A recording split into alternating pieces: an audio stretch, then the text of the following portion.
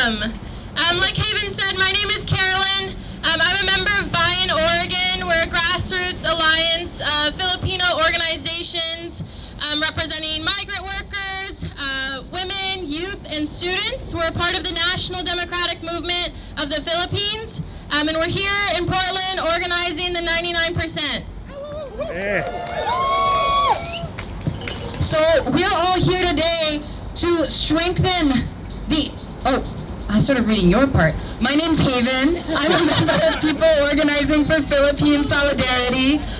We are an organization of non-Filipinos that support the right of the Filipino people to struggle against U.S. imperialism by any means necessary. So as Haven started to say, we are gathered here today to really strengthen the anti-war movement here in Portland and express our total opposition to Portland Fleet Week and the RIMPAC military exercises. For those that don't know, hosted by the U.S. military, the RIMPAC War Games are the world's largest international maritime exercises. They take place in U.S.-occupied Hawaii. Boo! And here in Oregon, in our backyard, the city of Portland hosts Fleet Week alongside the Rose Festival, inviting warships that have participated in RIMPAC in past years to dock on our waterfront, as you can see behind us. And while the city of Portland paints the festival as a family-friendly, a fun community event, we see the event for what it really is. It's a celebration of militarism. It's a predatory recruitment tactic of our city's youth into the U.S. war machine. And most of all, it's an affront to our right to dignified health, housing, and education that Portlanders, every Portlander deserves. So yesterday we had a summit where 200 people joined together to deepen our unity against Fleet Week and against U.S. militarism. We learned about the role that U.S. militarism played. We heard from Brandon Lee, who is a survivor of an attempted assassination.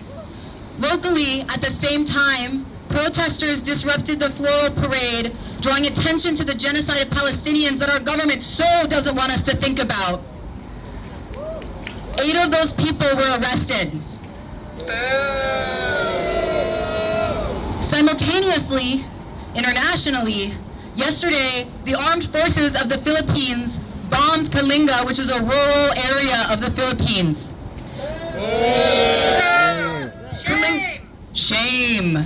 Kalinga is a civilian area. Bombing a civilian area is a violation of international humanitarian law and a war crime. That's right. Also yesterday in Palestine, 274 residents of the Nusayrat refugee camp in Gaza were massacred in a raid by occupation forces. The U.S. militarist war machine gives billions to the Marcos regime in the Philippines and to Netanyahu.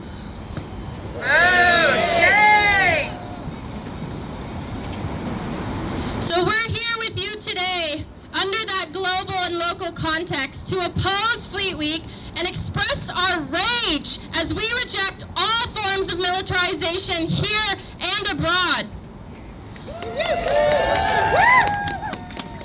So our program today, our speakers, they'll prop the fight for liberation that women, veterans, workers, youth, and many more are taking up locally and globally. And they're going to highlight that the solution to global conflict is not endless wars of aggression.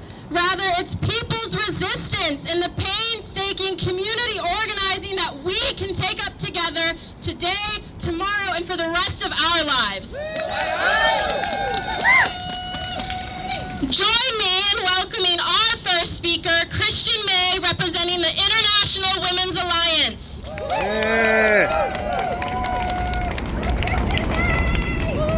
Check. Warm and molten greetings, comrades.